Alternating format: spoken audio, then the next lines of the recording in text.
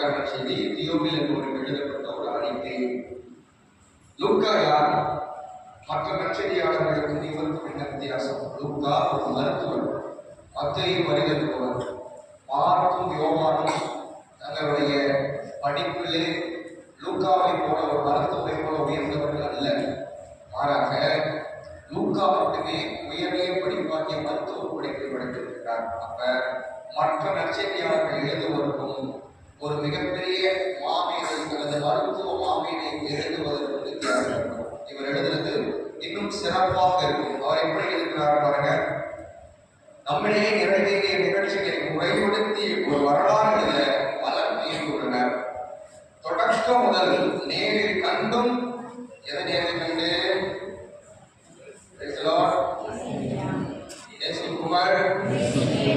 தொடக்கம் முதல் நேரில் கண்டும் எதை நேரில் கண்டு இயேசுவை நேரில் கண்டும் இறைவார்த்தை அறிவித்தும் வந்த இயேசுவை பார்த்துட்டாரு.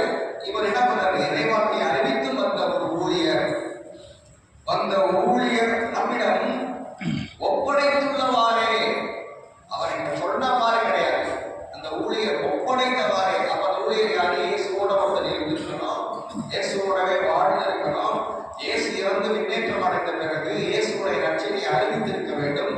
அவரை கண்டு லூக்காவை பார்த்தப்பா என்னப்பா இது கேட்டிருக்க வேண்டும். அவர் ஒப்படைத்துள்ளவாறே எழுத முயன்றுள்ளனர். அதுபோலவே நாம் எல்லாவற்றையும் தொடக்கத்திலிருந்தே கருத்தாய் ஆய்ந்து, தொடக்கத்திலிருந்தே, எந்த தொடக்கத்திலிருந்து? இயேசு பிறந்த தொடக்கத்திலிருந்து எப்படி கருத்தாய் ஆய்ந்து, கருத்தாய் ஆய்ந்து நீ கேட்டவை, யார் கேட்டது? தியோவில் கேட்டது. உறுதியானவை என்னை தெரிந்து கொள்ளும் பொருட்டு. ஆமா, நீங்க கேட்டதெல்லாம் உண்மை, இயேசுவை பற்றி நீங்கள் கேட்டது எல்லாமே உண்மை என்பதை அறிந்து கொள்ளும் பொருட்டு அவற்றை ஒழுங்குபடுத்தி நமக்கு எழுதுவது நடப்பட கண்டேன். அப்ப லூக்கா நற்செய்தி என்பது தியோவில் என்பவருக்கு எழுதப்பட்ட ஒரு அறிக்கை.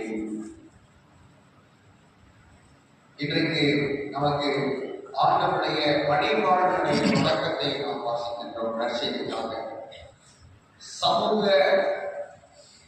ஈடுபாடுதான் எதிர்நோக்கினுடைய நிறைவு தலைப்பு முறை வாசித்தோம். இன்றைக்கு குடியரசு தினம் நாம் யூபிலி ஆண்டோடு நாம் தொடர்புபடுத்த விரும்புகிறேன். இந்த நற்செய்தி இதுல ஆண்டவருடைய ஆவியை மேல் உள்ளது என்று ஆண்டவர் இயேசு கிறிஸ்து வாசிச்சு அவர் எதற்காக ஆண்டவர் அவரை அனுப்பினார் சொல்லி சொல்றார். நிறைய வார்த்தை சொல்றார். எளியோருக்கு